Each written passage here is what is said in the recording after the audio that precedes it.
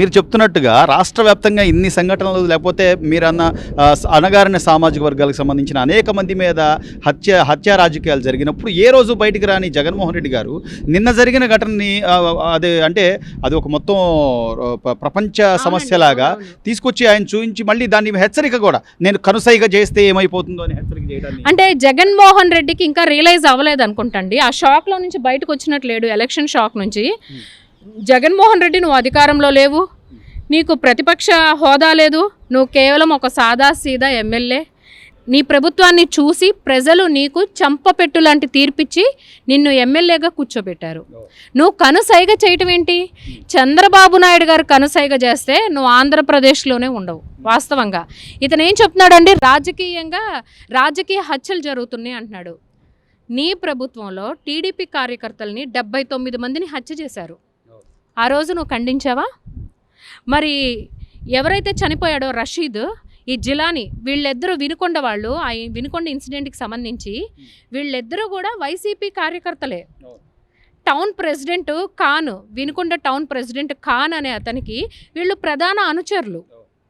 బొల్లా బ్రహ్మనాయుడు మాజీ ఎమ్మెల్యే, అతను వ్యక్తిగత స్వార్థ రాజకీయాల కోసం ఈ గ్రూప్ తగాదాలు క్రియేట్ చేయటము, అంతర్లీనంగా వాళ్ళకి వ్యక్తిగత కక్షలు వచ్చేసినాయి. దాన్ని తీసుకొచ్చి ఇవాళ టీడీపీ హత్య అని చెప్పడం ఏంటండి? ప్రజలందరూ ఈ చూడటం లేదనుకుంటున్నారా? ప్రజలందరూ చూస్తున్నారు. ఇదే అంటే ఈ చనిపోయిన రషీద్ ఎవరైతే ఉన్నారో ఆ రషీద్ చేత గత సంవత్సరంలో పోయినేడాదిలో జిలానీ వాళ్ళ ఇంటి మీద దాడి చేయించారు వీళ్ళ అండదండలతో.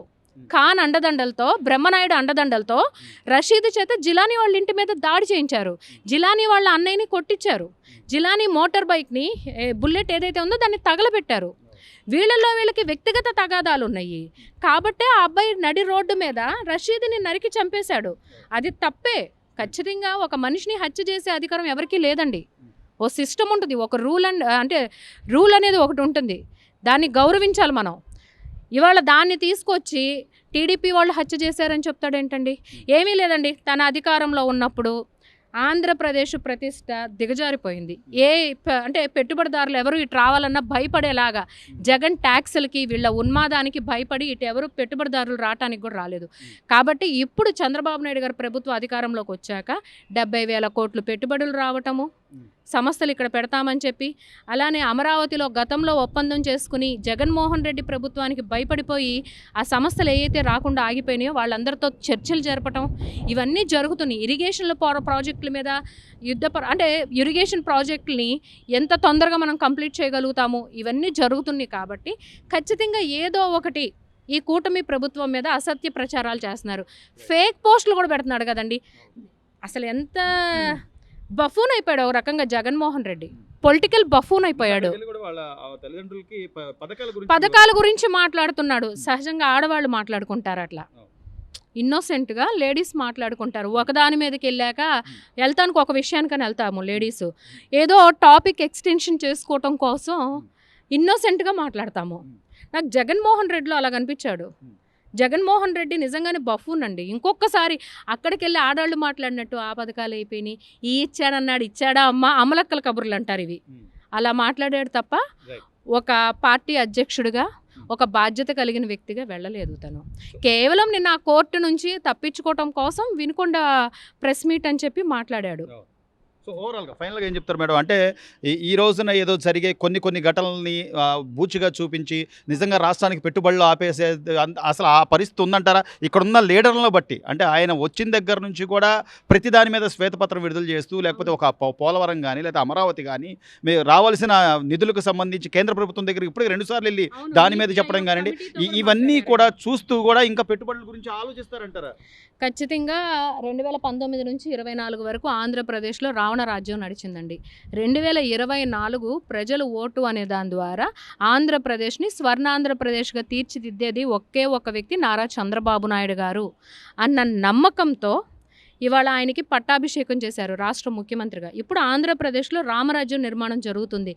ఈ 45 రోజుల నుంచి మీరు పేపర్ చూసుకోండి, ప్రతినిధులతో చర్చలు, నీతి ఆయోగ్ కమిటీ వాళ్ళతో చర్చలు, ఈ పెట్టుబడిదారులతో మాట్లాడుతున్నారు, ఈ సంస్థలు వస్తున్నాయి, లేదంటే ప్రాజెక్టుల మీద సమీక్ష జరుగుతుంది, రైతుల గురించి మాట్లాడటం, విభజన అంశాల గురించి పక్క రాష్ట్రాలకు వెళ్ళి గతంలో వీళ్ళు వెళ్ళారు, 4 ఖర్జూర పండ్లు తిని ఉమ్మడాస్తి రాసేసి వచ్చాడు, వీళ్ళ నాందేదో రాసి ఇచ్చినట్టు జగన్మోహన్ రెడ్డి. కానీ ఇద్దరు ముఖ్యమంత్రులు చాలా హోదాగా హుందాగా స్టేట్ రిప్రజెంటేటివ్స్గా విభజన అంశాల మీద చర్చించారు.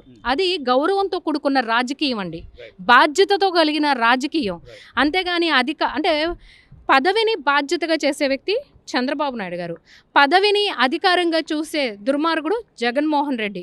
కాబట్టి ఇవాళ జగన్మోహన్ రెడ్డి ఏదో మళ్ళీ ఏది ఢిల్లీలో నేను సభ పెడతాను, ధర్నా చేస్తా అంటున్నాడు. ఎవరితో చేస్తావు జగన్మోహన్ రెడ్డి? నీ ఎమ్మెల్యేలు, ఎంపీలు, ఎమ్మెల్సీలతో చేస్తా అని చెప్పాడు, ట్విట్టర్లో పోస్ట్ పెట్టాడు కదా. ఎవరండి ఇతను ఎంపీలు? అవినాష్ రెడ్డి A8 ముద్దాయి, బాబాయిని దారుణంగా నరికి చంపేసిన ప్రధాన ముద్దాయిల్లో A8గా ఉన్నటువంటి ఎంపీ అవినాష్ రెడ్డి. వీళ్ళ క్రైమ్ రికార్డులు ఇవన్నీ. మరి ఉమనైజర్గా శాండ్ మాఫియా డాన్గా పేరు గావించబడ్డ A2 ముద్దాయి. ఇతని కేసుల్లో A1 జగన్మోహన్ రెడ్డి, A2 సహచరుడు విజయసాయిరెడ్డి లాంటి వ్యక్తి. మరి పార్లమెంట్లోనే భారతదేశ చరిత్రలో చూస్తున్నాం అలాంటి అంటే అంత సిగ్గు లేకుండా ప్రవర్తించినటువంటి ఎంపీ గోరంట్ల మాధవ్. తల దించుకుంటామేనండి, ఆంధ్రప్రదేశ్ వాళ్ళంగా ఇలాంటి ఎంపీలా మనకు ఉంది పార్లమెంట్లో. సిగ్గుతో తల దించుకునేలాగా చేసిన వ్యక్తి ఎంపీ గోరంట్ల మాధవ్. మరి గంట అరగంట అని మాట్లాడే మంత్రులు, మాజీ మంత్రులు, ఇప్పుడు ప్రజాప్రతినిధులుగా ఉన్నవాళ్ళు, ఎమ్మెల్సీ అనంతబాబుని చంపేసి డోర్ డెలివరీ చేసిన ఎమ్మెల్సీ అనంతబాబు లాంటి వాళ్ళు, ఇలాంటి వాళ్ళందరినీ పెట్టుకుని నువ్వు ఢిల్లీలో ధర్నా చేస్తావా? ఏ రోజన్నా ఈ 5 సంవత్సరాలు నీకు అధికారంలో ఉన్నప్పుడు నువ్వు ఢిల్లీ వెళ్ళినప్పుడు ఒక ప్రెస్కి నోటు పంపావే తప్ప ఏ రోజన్నా ఒక నీతి ఆయోగ్ కమిటీ వాళ్ళతో మాట్లాడావా? నిర్మలా సీతారామన్ గారితో నువ్వు విభజనలో మనకు రావాల్సిన వాటి గురించి మాట్లాడావా? పోలవరం గురించి మాట్లాడావా?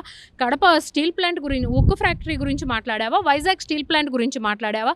లేదు అనుకుంటే కనుక మన అమరావతి గురించి మాట్లాడావా? దేని గురించి మాట్లాడావు? నువ్వు దేని గురించి మాట్లాడావు అనేది మోడీ గారికి తెలుసు, ప్రజలకి తెలుసు. కాబట్టి నీకు ఆ తీర్పు ఇచ్చారు. ఇంకా నువ్వు ప్రజల్ని పక్కదారి పట్టించాలి, డైవర్షన్ పాలిటిక్స్ చేయాలి అనుకుంటే ఇప్పుడు 11 వచ్చినాయండి. నెక్స్ట్ ఎలక్షన్లో జగన్మోహన్ రెడ్డి ఎమ్మెల్యేగా కూడా మిగలడు.